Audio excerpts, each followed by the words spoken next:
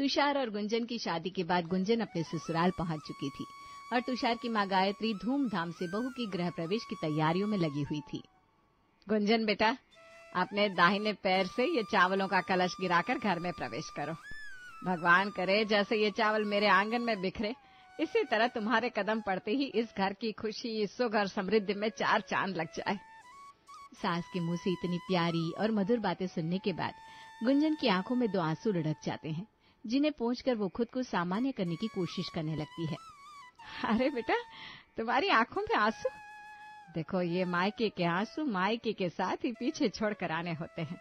अब ये तुम्हारा ससुराल है, यहाँ तुम्हें अपने नए जीवन की शुरुआत करनी है, और नए जीवन की शुरुआत आंसुओं से नहीं, मुस्कुराहट से की जाती है, समझी? सास की बात सुनकर गुंजन हाँ में गर्दन हिला देती है। नई बहू के स्वागत में गायत्री देवी ने कोई कसर नहीं छोड़ी थी। पूरे घर में खूब चहल पहल थी। कुछ ही देर में गृह प्रवेश की सारी रस्में खत्म हुई और उसके बाद गुंजन अपने कमरे में पहुंच गई। क्या बात है गुंजन, देख रहा हूँ कि तुम्हारे चेहरे पर शादी की जरा भी खुशी नहीं दिखाई दे रही। ये मायका पीछे छूट जाने की तकलीफ है या कुछ और बात है? देखिए तुषार, अब आप मेरे जीवन साथी हैं। मैं नहीं चाहती कि हमारे रिश्ते की शुरुआत एक झूठ से हो, इसलिए आज पहले दिन ही मैं आपको सब कुछ एकदम साफ साफ बताना चाहती हूँ। हमारा रिश्ता जैसा दिखाई दे रहा है ना, वैसा है नहीं। ये कैसी बात कर रही हो तुम? तुम्हारे कहने का मतलब क्या है? तुषार, मैंने तुमसे शादी जरूर करी है, लेकिन सच बताऊं तो शादी पर मुझे बहुत ज्यादा यकीन नहीं है। बस एक तरह से समझ लो, सामाजिक दबाव का फल है कि आज मैं तुम्हारे साथ इस कमरे में हूँ। गुंजन, आज हमारी शादी का पहला दिन है और तुम इस तरह की बातें कर रही हो। क्या तुम इस शादी से खुश नहीं थी? कहीं ऐसा तो नहीं कि तुम किसी और से शादी करना चाहती थी और तुम्हारे मम्मी पापा ने दबाव डालकर तुम्हारी शादी मुझसे करवा दी? तुम्हारी बात कुछ हद तक सही भी है और गलत भी। ठीक है, अगर तुम जानना ही चाहते हो तो मैं तुम्हें पूरी बात बताती हूँ। कुछ दिन पहले। बेटा गुंजन, तुम हमारी इकलौती बेटी हो, इसलिए हमारी इच्छा है कि जल्दी ही तुम शादी करके अपने ससुराल चली जाओ। क्यों मम्मी, ऐसी भी क्या जल्दी है? अभी कौन सी मेरी उम्र निकली जा रही है? अभी तो मेरी उम्र सिर्फ 30 साल है और अभी तक मेरी एक भी सहेली की शादी नहीं हुई। वो सब ठीक है बेटा, लेकिन ऐसा भी नहीं है ना कि अभी तुम्हारी शादी की उम्र ना हुई हो, और फिर तुम्हारी सहेलियों की और तुम्हारी परिस्थितियों में अंतर है, इसलिए किसी के साथ किसी का कंपैरिजन तो नहीं किया जा सकता ना बेटा। माँ, आप क्या कहना चाहती है? मैं कुछ समझ नहीं पा रही हूँ। देखो बेटा, हम तुझे बहुत पहले ही बताना चाहते थे, लेकिन सच बात यह है कि इस सच का सामना करने की ताकत हम दोनों के अंदर भी नहीं थी। लेकिन अब हमने सोचा है कि जो सच है उसे आखिर कोई कितने दिनों तक छिपा सकता है, इसलिए अब तुम्हें सब कुछ सच सच बता देना चाहिए। देखो बेटा, ये तो तुम भी जानती हो कि तुम्हारे पापा और मेरे बीच सब कुछ बहुत अच्छा नहीं है, और शायद तुम्हारे मन में भी बहुत बार ये सवाल आया होगा कि आखिर मैं और तुम्हारे पापा एक दूसरे से नजरें क्यों चुराते रहते हैं। क्योंकि सच ये है कि हम एक छत के नीचे रह जरूर रहे, लेकिन हमारे बीच का रिश्ता बरसों पहले ही खत्म हो चुका है। सिर्फ तुम्हारी परवरिश अच्छी हो सके और तुम्हें दुनिया के तानों का सामना ना करना पड़े, इसीलिए हम दोनों आज तक एक साथ रह रहे थे। अब तुम बड़ी हो गई हो, रिश्तों को समझने की क्षमता आ गई है तुम्हारे अंदर, इसलिए हम तुम्हें ये सच्चाई बता रहे हैं। मैं और तुम्हारे पापा बहुत जल्द तलाक लेने वाले हैं। इस घुटन भरे रिश्ते में अब मैं और नहीं रह सकती, लेकिन हम जानते हैं कि अगर हमने तलाक लिया तो उसका सीधा सीधा असर तुम्हारे ऊपर पड़ेगा। कोई भी अच्छे घर का लड़का तुमसे शादी नहीं करना चाहेगा, इसलिए हम दोनों की इच्छा यही है कि पहले हम तुम्हारी शादी करवा दे और उसके बाद हम तलाक ले, ताकि तुम्हारा जीवन बर्बाद ना हो। ये कैसी बात कर रहे हैं मम्मी पापा आप लोग? ऐसे कैसे आप लोग तलाक ले लेंगे? हाँ, मुझे ऐसा लगता तो था कि आप दोनों के बीच कुछ तो ऐसा है जो नॉर्मल नहीं है, लेकिन आप दोनों तलाक ले लेंगे ये तो मैं कभी सपने में भी नहीं सोच सकती थी। मेरी हैप्पी फैमिली को मत तोड़िए मम्मी पापा, मैं आप दोनों का अलग होना बर्दाश्त नहीं कर पाऊंगी। बेटा, जबरदस्ती के रिश्तों में बंद कर सिर्फ और सिर्फ तकलीफ ही मिलती है। तुम्हारी खातिर पहले ही तुम्हारी माँ को काफी कुछ झेलना पड़ा है, इसलिए अब इस रिश्ते को और ढोने के लिए मैं तुम्हारी माँ को मजबूर नहीं कर सकता। इसलिए मैं चाहता हूँ कि अब तुम कोई अच्छा लड़का देखकर शादी के लिए हाँ बोल दो, ताकि तुम्हारा घर संसार बस जाए और उसके बाद हम भी अपने आगे के जीवन के बारे में कुछ सोच सके। हाँ बेटा, पापा को भी अपने आगे के जीवन के बारे में सोचना है, और वैसे भी तुम्हें सुनकर थोड़ा खराब लगेगा, लेकिन पापा ने शादी के बारे में फैसला कर लिया है। हमारे तलाक के बाद वो दूसरी शादी करने वाले हैं। अब जब बात हो ही रही है तो अपने बारे में भी बता दो ना। शादी सिर्फ मैं नहीं करूंगा बेटा, तुम्हारी माँ भी दूसरी शादी करने वाली है। तुम चाहो तो हम तुम्हें अपने पार्टनर से भी मिलवा सकते हैं। मम्मी पापा की बात सुनकर तो गुंजन का सर घूमने लगा था।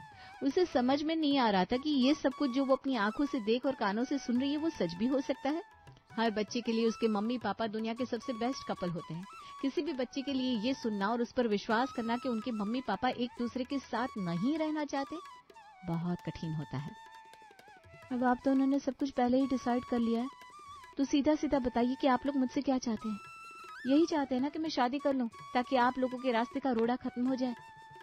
ठीक है, मम्मी पापा आप दोनों ने मेरे लिए बहुत कुछ किया है। मेरी वजह से ही आप लोग इतने सालों से इस रिश्ते में बंद कर रह रहे थे ना, तो आज आप दोनों का ये एहसान मैं उतार देती हूँ। वैसे तो मैं शादी करना नहीं चाहती थी, लेकिन आपकी खुशी के लिए आप जिस भी लड़के को लेकर आएंगे मैं आंख बंद करके उसके साथ शादी करने को तैयार हूँ।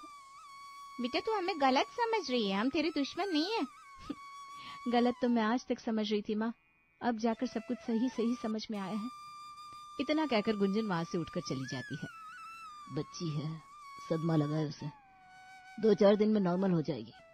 मैंने 1-2 जगह अच्छे रिश्ते देखे हैं, जैसे उधर से कोई जवाब आता है मैं खुद गुंजन से बात करूंगा।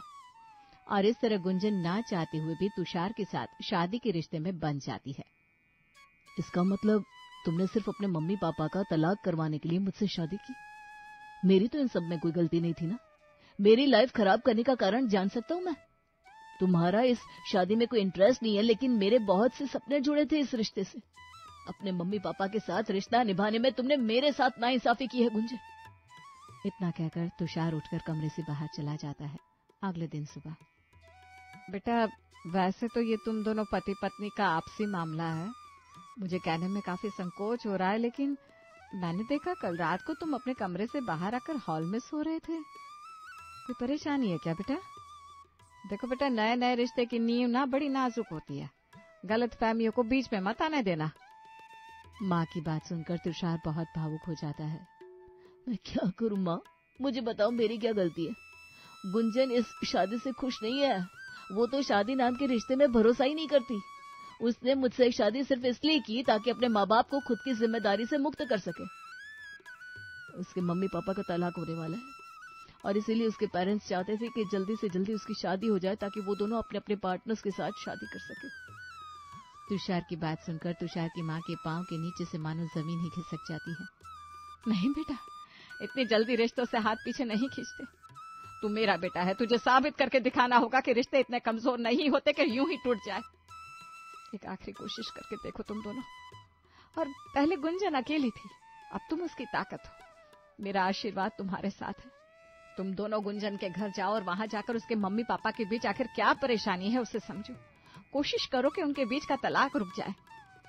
माँ की बात सुनकर तुषार के मन में एक उम्मीद बन जाती है और फिर तुषार और गुंजन उसके मायके पहुंच जाते हैं।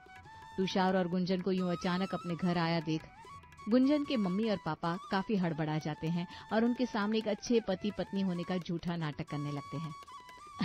अरे भाग्यवान, दामाद जी को आज अपने हाथ का स्पेशल मटर पनीर बनाकर खिलाओ। बिल्कुल वैसे ही बनाना जैसे जब हम तुम्हें देखने आए थे तब तुमने बनाकर खिलाई थी। अरे दामाद जी क्या बताएं, इस मटर पनीर के चक्कर में फंस गया हूँ और तुम्हारी सासू माँ से शादी हो गई। इतना सुनकर तुषार और गुंजन हंसने लगते हैं। रहने दीजिए, आप फंस गए तो ऐसे कह रहे जैसे मैंने बड़े डोरे डाले थे आपके ऊपर। दामाद जी जब ये मुझे देखने के लिए आए थे ना, मैं तो उनके सामने भी नहीं आई थी। हमारे जमाने में कोई लड़का लड़की एक दूसरे को पसंद करके थोड़ी ना शादी करते थे।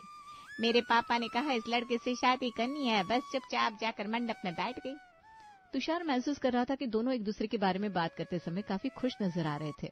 गुंजन, तुम्हारे मम्मी पापा मेरे सामने अच्छे पति पत्नी होने का नाटक कर रहे हैं। नाटक में ही सही, लेकिन देखो एक एक यादें ताजा है मम्मी और पापा के जहन में एक दूसरे की। छोटी से छोटी बात उनके मन में एक मीठी याद बनकर दबी हुई है। मुझे ऐसा लगता है कि मम्मी पापा के बीच में सब कुछ खत्म नहीं हुआ। अगर ऐसा होता तो नाटक का एहसास उनके चेहरे पर जरूर दिखाई देता। अगले दिन तुषार अपनी सास से अकेले में मिलता है। मम्मी जी, आप इतनी अच्छी इंसान हैं। आप पर मुझे गर्व है कि आपने अपनी बेटी को इतने अच्छे संस्कार और समझ के साथ बड़ा किया। फिर ऐसा कैसे हो सकता है कि आपके और पापा के रिश्ते इतने कमजोर हो गए? न जाने क्यों मेरा मन ये मानने को तैयार ही नहीं है कि आप किसी और से शादी करना चाहती हैं। आपके जैसी अच्छी औरत के बारे में इस तरह की बात ही मुझे बर्दाश्त नहीं हो रही। बेटा, कुछ बातों पर अपना बस नहीं चलता। ऐसा नहीं है कि मैं गुंजन के पापा के साथ रहना नहीं चाहती थी, या शुरू से मेरे मन में ऐसी कोई इच्छा थी कि मुझे उनसे अलग ही होना है, लेकिन शायद किस्मत को यही मंजूर था। और फिर जब गुंजन के पापा जीवन में आगे बढ़ गए तो मैं कब तक लकीर की फकीर बनकर वहीं पर बैठकर अपना सर पीटती रहती। मैंने भी जीवन में आगे बढ़ने का फैसला कर लिया। ठीक है मम्मी जी, अगर ऐसी बात है तो आपको बुरा फील करने की कोई जरूरत नहीं है। मैं खुले दिल से आपके रिश्ते को स्वीकार करता हूँ। कल हम तीनों डिनर पर चलेंगे। आप उन्हें भी वहीं बुला लीजिए जिससे आप शादी करने वाली हैं। गुंजन और मैं भी उनसे मिलेंगे और फिर वो हमारी फैमिली का एक हिस्सा बनने वाले हैं। हमारा पूरा अधिकार है ना कि हम कम से कम उनसे मिलकर बातचीत तो करें। दामाद की बात सुनकर गुंजन की माँ विशाखा थोड़ी घबरा जाती है। अच्छा ठीक है बेटा, मैं उन्हें फोन कर देती हूँ, कल वो हमें वहीं होटल में मिल जाएंगे। अगले दिन गुंजन, तुषार, विशाखा होटल में जाकर लंच करने लगते हैं। कुछ देर बाद, मम्मी जी, अपने अंकल जी को मैसेज नहीं दिया था कि हम लोग उनसे मिलना चाहते हैं? वो अभी तक आए नहीं। हाँ बेटा, वो क्या है ना, वो थोड़ा बिजी है तो आ नहीं पाएंगे। अच्छा ठीक है, आप एक बार फोन पर ही बात करवा दीजिए। तुषार की इतना कहते ही विशाखा के चेहरे का रंग उड़ जाता है। क्या बात है मम्मी जी, कुछ परेशानी है क्या? मैं आपके बेटे जैसा हूँ, जो भी बात है आप खुलकर मुझसे कह सकती हैं। मैं आपको यकीन दिलाता हूँ, मेरे और गुंजन के रिश्ते पर आपकी बात का कोई असर नहीं पड़ेगा। मैं सारी उम्र उसका साथ निभाऊंगा। दामाद की इतनी प्यारी बातें सुनने के बाद विशाखा फूट फूट कर रोने लगती है। मैं नहीं बात करा सकती तुम्हारी, ना ही तुम्हें मिलवा सकती हूँ उनसे, क्योंकि सच ये है कि ऐसा कोई आदमी है ही नहीं जिससे मैं शादी करने वाली हूँ। मैंने तुम्हारे पापा जी के अलावा आज तक कभी किसी के बारे में नहीं सोचा है। मैं आज भी छुप छुप के उनके लिए करवा चौथ का व्रत रखती हूँ। मेरी जिंदगी में पहले और आखिरी इंसान अभिषेक थे और वही रहेंगे। मम्मी, ये क्या कह रही हो आप? अगर आप पापा से इतना प्यार करती हो तो क्यों तलाक लेना चाहती हो उनसे? ये सब क्या चल रहा है मेरे घर में? बेटा, ये बात मैंने सारी उम्र तुमसे छुपा कर रखी। मैं नहीं चाहती थी कि तुम्हारे पापा की छवि तुम्हारी नजरों में खराब हो। बस इसलिए मैंने ही 2 कदम आगे बढ़कर निर्णय लिया कि हम आपसी सहमति से तलाक ले लेते हैं, ताकि तुम्हारे पापा को इस रिश्ते से छुटकारा मिल जाए और वो अपनी जिंदगी खुशी खुशी जी सके। मम्मी, अब आप खुलकर मुझे पूरी बात बताइए, मुझे कुछ समझ में ही नहीं आ रहा, मेरा सर चकरा रहा है। 15 साल पहले की बात है बेटा, तुम उस समय 8 साल की थी। तुम्हारे पापा अक्सर ऑफिशियल टूर बताकर कई कई दिनों के लिए दूसरे सिटी में जाया करते थे। तुम्हारे पापा की जॉब ही ऐसी थी, इसलिए मैंने कभी उनके ऊपर कोई शक नहीं किया। बल्कि जब वे नहीं होते थे तो मैं घर की पूरी जिम्मेदारी से घर संभालती, उनके लौटने का इंतजार करती। लेकिन एक दिन मैंने कुछ ऐसा देखा कि मेरे पैरों के नीचे से जमीन निकल गई। तुम्हारे पापा उनके ऑफिस में काम करने वाली एक औरत के साथ होटल के अंदर जा रहे थे। मैं उस दिन तुम्हारे लिए कुछ सामान लेने के लिए बाजार की तरफ निकली थी। तुम्हारे पापा को अपने ही शहर में किसी और औरत के साथ होटल में जाते देख मुझे कुछ समझ में ही नहीं आया। मैं उनके पीछे पीछे रिसेप्शन पर गई तो रिसेप्शनिस्ट ने बताया कि तुम्हारे पापा वहां पर मैरिड कपल बनकर रुके हैं और उस औरत को उन्होंने अपनी पत्नी कहकर अपने साथ होटल में रखा है।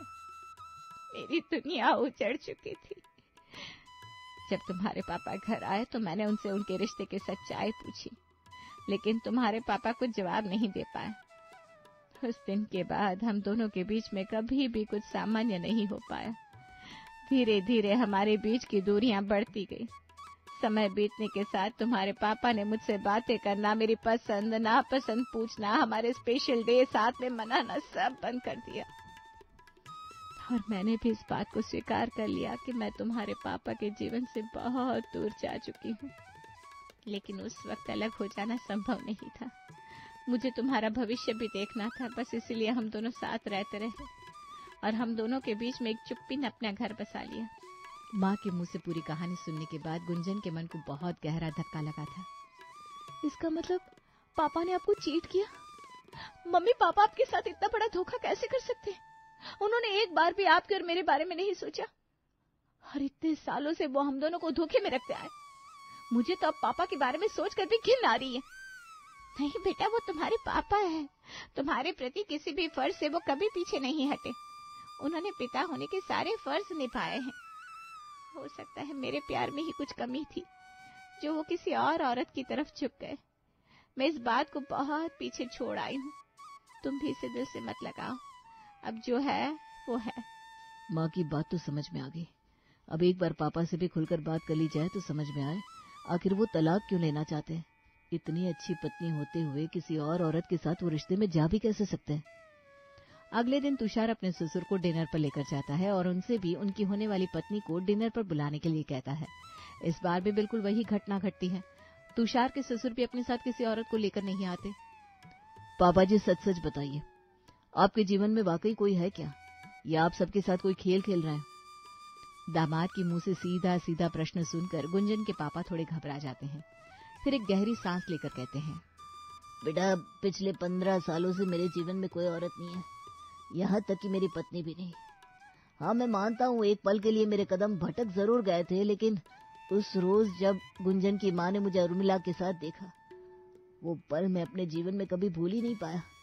एक पतिव्रता औरत के स्वाभिमान को ठेस पहुंचाकर जो मैंने पाप किया, उस पाप का प्रायश्चित मैं इस जन्म में कभी कर नहीं पाऊंगा। उर्मिला से तो मैंने उसी दिन नाता तोड़ दिया था।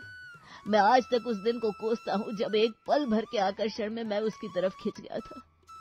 तुम्हारी माँ की वो नजर जीवन भर से मेरा पीछा कर रही है और मैं चाहकर भी उससे नजर नहीं मिला पाता, उसकी बातों का जवाब नहीं दे पाता, क्योंकि मैं उस लायक हूँ ही नहीं कि विशाखा जैसी औरत का पति कहला सकूं।